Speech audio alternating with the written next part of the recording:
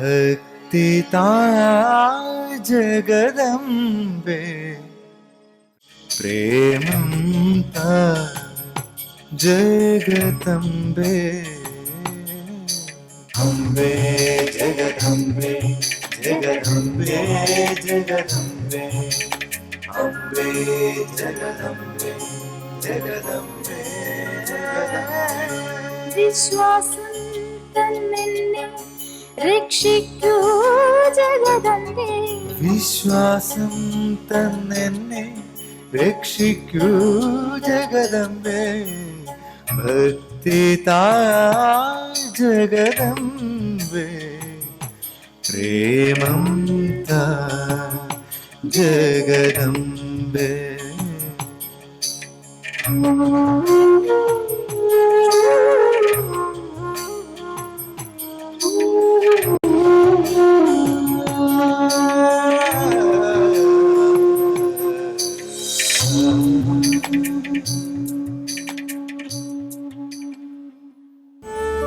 പ്രേമസ്വരൂപികളും ആത്മസ്വരൂപികളായിരിക്കുന്ന എല്ലാവർക്കും നമസ്കാരം.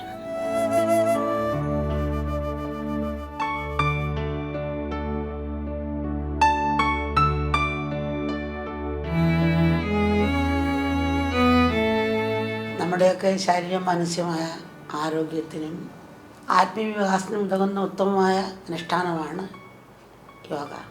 കോവിഡ് പോലുള്ള സമ്മർദ്ദമായ ഈ സാഹചര്യങ്ങളിൽ അതിൻ്റെ പ്രസിദ്ധിയും പ്രയോജനവും ഒന്നുകൂടി വർദ്ധിക്കുന്നു.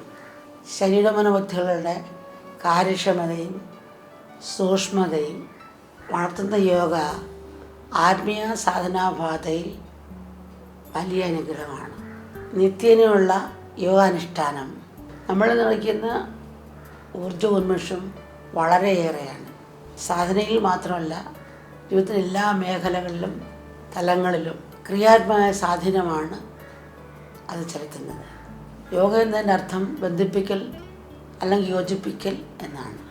പക്ഷെ എന്തിനോടാണ് നമ്മൾ ബന്ധപ്പെട്ടിരിക്കുന്നത്? ബാഹ്യലോകത്തെ വ്യക്തികളുമായും വസ്തുക്കളുമായും സാഹചര്യങ്ങളുമായാണ് നമ്മൾ ബന്ധപ്പെട്ടിരിക്കുന്നത്. നമ്മുടെ യഥാർത്ഥ സ്വരൂപമായി അഥവാ ഈശ്വരനുമായി ബന്ധം സ്ഥാപിക്കാൻ നമുക്ക് സാധിച്ചിട്ടില്ല. ആ ബന്ധം സ്ഥാപിക്കുന്നതുവരെയും നമുക്കൊരിക്കലും യഥാർത്ഥ ശാന്തി അനുഭവിക്കാൻ സാധിക്കില്ല.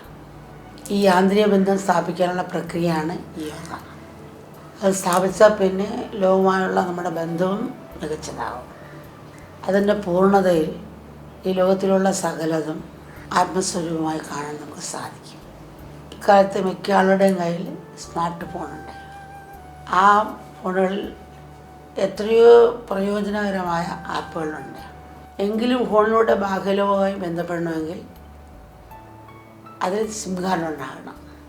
മാത്രമല്ല, നമ്മളുള്ള സ്ഥലം മൊബൈൽ ടവറിൻ്റെ പരിധിയിൽ വരണം. എന്നാലേ സ്മാർട്ട് ഫോൺ പ്രവർത്തിക്കുകയുള്ളൂ.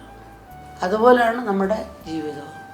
ഭക്ഷണം, വസ്ത്രം, പാർപ്പിടം, പണം, നല്ല കുടുംബങ്ങൾ, സുഹൃത്തുക്കൾ, വിദ്യാഭ്യാസം എന്നിവയാവുന്ന ആപ്പുകളുണ്ടെങ്കിലും നമ്മുടെ മനസ്സാകുന്ന സിം കാർഡിലൂടെ ഈശ്വരനുമായി ബന്ധം സ്ഥാപിക്കണം. എങ്കിൽ മാത്രമേ നമുക്ക് യഥാർത്ഥ ശാന്തിയും സന്തോഷവും അനുഭവിക്കാൻ സാധിക്കും. റേഞ്ച് എല്ലായിടത്തെടുത്ത് നമുക്ക് കണക്ഷൻ കിട്ടത്തില്ലല്ലോ, അത് നമുക്കെല്ലാം അറിയുന്നതാണല്ലോ. പക്ഷേ സർവ്വവ്യാപിയായ ഈശ്വരന് എപ്പോഴും എവിടെയും റേഞ്ചുണ്ട്. നമ്മുടെ മനസ്സാകുന്ന സിം കാർഡ് ശരിയായി പ്രവർത്തിക്കുന്നില്ല എന്നതാണ് നമ്മുടെ എല്ലാ പ്രശ്നങ്ങൾക്കും കാരണം. മനസ്സിനെ ശരിയായി പ്രവർത്തിപ്പിക്കാനും ഈശ്വരനുമായി ബന്ധിപ്പിക്കാനുമുള്ള പ്രക്രിയയാണ് യോഗ. നമ്മുടെ ഉള്ളിൽ തന്നെ ഉള്ള ശാന്തിയുടെയും സന്തോഷത്തിനെയും ഉറവിടം കണ്ടെത്താൻ യോഗ നമ്മളെ സഹായിക്കും. ഇന്ന് നമ്മൾ സന്തോഷവും ശാന്തിയും ബാഹ്യലോകത്ത് കണ്ടെത്താനാണ് നമ്മൾ ശ്രമിക്കുന്നത്. എന്നാൽ കുടുംബജീവിതത്തിൽ ഒരു യാന്ത്രികമായി കുട്ടികളെ സൃഷ്ടിക്കുക, അല്ലെങ്കിൽ ജോലിക്ക് പോവുക, അല്ലെങ്കിൽ ഭർത്താവ് ജോലിക്ക് പോവുക, അങ്ങനെ മാത്രമാകുമ്പം ബാഹ്യലോകത്തിലൊരു വിഷമം ഉണ്ടാകും. അതിന് തീർച്ചയായിട്ടും കൊച്ചു കൊച്ചു സന്തോഷം അവർക്ക് ആവശ്യമാണ്. വിഷമിച്ച് ഭാര്യ ഇരിക്കുന്നു, ഭർത്താവിനോട് പറയുന്നു ഷോപ്പിങ്ങിന് കൊണ്ടുപോകും, അല്ലെങ്കിൽ ഹോട്ടലിൽ കൊണ്ടുപോയി ഭക്ഷണം മേടിച്ച് കൊടുക്കും, എന്തിനും മിണ്ടു അവൾ ആശ്വസിപ്പിക്കുന്ന അമ്മയും പറയാറുണ്ട്. ഇതൊക്കെയാണ് ചില പിള്ളേർക്ക് കൂടുതലും ഒരു സന്തോഷം കിട്ടാനുള്ള വഴി. അതൊരു ചിലപ്പോൾ ഒരാഴ്ചത്തേക്ക് നിൽക്കും, 2 ആഴ്ചത്തേക്ക് നിൽക്കും, പിന്നെയും വിഷമം വരും, പിന്നെ എവിടെയെങ്കിലും കൊണ്ടുപോകണം, പിന്നെ അതില്ലെങ്കിൽ അവർക്ക് വീണ്ടും ദുഃഖമാകും. ഒരിക്കൽ ഒരാൾ തൻ്റെ കൂട്ടുകാരനോട് വീടാ ഭാര്യയുടെ ജന്മനാൾ ഓർക്കാൻ വല്ല വഴിയുണ്ടാണ്. അപ്പോൾ കൂട്ടുകാരൻ പറഞ്ഞാൽ ഒരിക്കലും ഓർക്കാതിരുന്നാൽ മതി, പിന്നെ നീ ഒരിക്കലും മറക്കത്തില്ലെന്നാണ്. എന്നുവെച്ചാൽ ഭാര്യയുടെ ജന്മനാളിനെ എന്തെങ്കിലും മറന്നുപോയി, ഇടിയും വഴക്കും ബഹളമായി. അത് ഇങ്ങനെ പറഞ്ഞുകൊണ്ട് തന്നെ ഇരിക്കുകയാണ്, നിങ്ങൾ ഓർത്തില്ലല്ലോ, അത്രയും ബന്ധമുള്ള അത് വെച്ച് കൊരുത്ത് വഴക്കാണ്. അങ്ങനെ കുടുംബബന്ധമാകുന്നവരുണ്ട്, എത്രയോ കുടുംബബന്ധം അങ്ങനെയുള്ള കാര്യത്തിലാകുന്നവരുണ്ട്. അപ്പോൾ ഷോപ്പിങ്ങിന് കൊണ്ടുപോയില്ലെങ്കിൽ ആകുന്ന ബന്ധമുണ്ട്. അപ്പോൾ തൽക്കാലം നമുക്കിതാണ്, തൽക്കാല സന്തോഷമാണ്. പക്ഷേ അത് കൊടുക്കേണ്ടെന്ന് നമ്മൾ പറയുന്നില്ല. പക്ഷെ ആ തത്വം മനസ്സിലാക്കുമ്പം നമുക്ക് കൊണ്ടുപോയില്ലെങ്കിലും നമുക്കൊരു സന്തോഷം ഉണ്ടാകും. അങ്ങനെയാണ് പല കുഞ്ഞുങ്ങൾക്കും കണ്ടിട്ടുണ്ട്. ഈ പൈസ സാധക്ക് സഹായിക്കാം. അമ്മ ഇങ്ങനെ പറഞ്ഞ് ആരും അങ്ങനെ പോകാതിരിക്കരുത്, കുടുംബം തകർന്നു പോകും. കാരണം ആർക്കും ഇച്ചിരി അടിസ്ഥാനമായി ആധ്യാത്മം അറിയില്ല. അറിയാത്തതുകൊണ്ട് ഈ കൊച്ചു സന്തോഷം സപ്പോർട്ട് ചെയ്യുന്നത് നല്ലത് തന്നെന്നാണ് നമുക്ക് തോന്നുന്നത്. എന്നാൽ അടിസ്ഥാനം മക്കൾ മനസ്സിലാക്കി പോകണം. ഒരിക്കലും നമ്മൾ ഈ ബന്ധം അകലേണ്ടി വരത്തില്ല ഇങ്ങനെ ചെറിയ കാര്യത്തിന് വേണ്ടി. ഇന്ന് നമ്മൾ സന്തോഷവും ശാന്തിയും ബാഹല്യത്ത് കണ്ടെത്താനാണ് നമ്മൾ ശ്രമിക്കുന്നത്. ബാഹ്യമായ വസ്തുവിൻ്റെ നമ്മൾ പോകുന്നതിന് തെറ്റില്ല, പക്ഷേ സ്വഭാവം മനസ്സിലാക്കിക്കൊണ്ട് നമ്മൾ നീങ്ങണം, അല്ലെങ്കിൽ നമുക്ക് ദുഃഖമാണ്. നമ്മൾ പറയാറുണ്ടല്ലോ, പിക്നിക്ക് പോകുമ്പം നമ്മൾ തിരിച്ചു വരുന്ന വീടിന് മറക്കുന്നില്ല. അതുകൊണ്ട് നമ്മൾ പിക്നിക്ക് പോകുന്നിടത്ത് എല്ലാ ഭംഗികളും ആസ്വദിക്കും, എന്നാലും തിരിച്ചു വരുന്ന വീടിനെ ഓർക്കുന്നുണ്ട്. പക്ഷി ഇര തേടി പോന്നു, കൂട് മറക്കുന്നില്ല. അതുപോലെ ഈ ലോകത്ത് ജീവിക്കുമ്പം ആ തത്വം മനസ്സിലാക്കുമ്പം നമുക്ക് ജീവിതത്തിന് എല്ലാം സ്വീകരിക്കാനുള്ള മനസ്സും ഉണ്ടാകും, മുന്നോട്ട് പോകാനുള്ള ശക്തിയും കിട്ടും. ഭക്ഷണം കഴിച്ചൊരു തൃപ്തി വരുമല്ലോ, പിന്നെ എന്ത് കണ്ടാലും കഴിക്കണമെന്ന് തോന്നത്തില്ല, എന്നാലും കഴിക്കില്ല. ആ ഒരു തൃപ്തി എല്ലാ സമയവും നമ്മളെ ഓളമില്ലാത്ത തടാകം പോലെ, ആ സമചിത്തത പോലെ മനസ്സിനെ നിശ്ചലമാക്കി നിർത്താൻ സാധിക്കും. ആ തത്വം മനസ്സിലാക്കി നമ്മൾ പോകണം.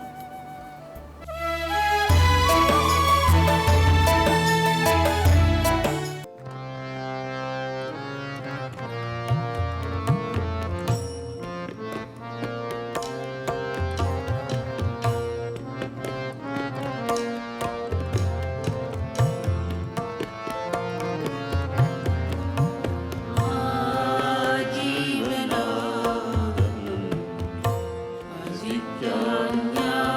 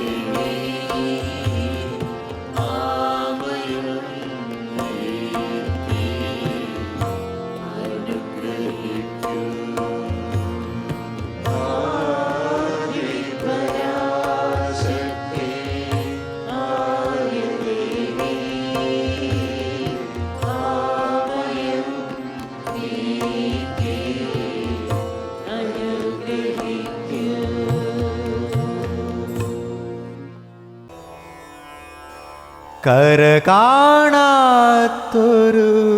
കരുണ അലയിളകും നൻപിൻ പെരുമാ നിലയറിയാത്ത നേതാന്ത നിയോഗം നിലയറിയാത്ത നേതാന്ത നിയോഗം അറിയുകയൻ ഗുരുവേ.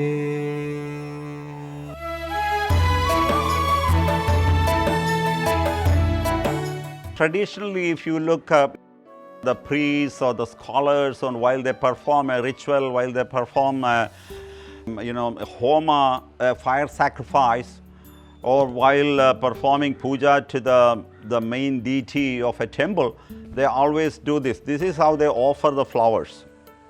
From here. It's not from here, nor from here, but from here. And here it is the heart. So you are offering your heart. Offering your heart to God. You are offering your heart to Amma. And what is Amma? What does she personify? She personifies pure unconditional love and compassion. So, it's offering your heart or offering whatever little love you have within you. And then, if you actually wish, you can practice a reverse movement of the hand, symbolizing, "Oh Amma, I give my heart to you." Currently, there is not much love or light there. So, you do this. Move the hand, you are offering whatever little love or whatever heart you have, when you are taking the abundance. You are receiving, or Amma gives you the prasad of pure love, unconditional love. So you can say, "Oh Amma, I give you my heart," and you fill it with love. I give you my heart, you fill it with love. And also another meaning is, you, Amma, and I are one. These are just interpretations. It all depends on your attitude, your deep feeling. And even though it is an attitude, if you really visualize it, imagine it, because the power of imagination is tremendous. And we don't use it. We don't even use an infinitesimal part of what the imaginative power or the creative power or the infinite power within us. So when you imagine something, it has tremendous power. When you go to see a great master, a spiritual master, or when you visit a temple, that process is known as darshan. Amma's darshan. Right?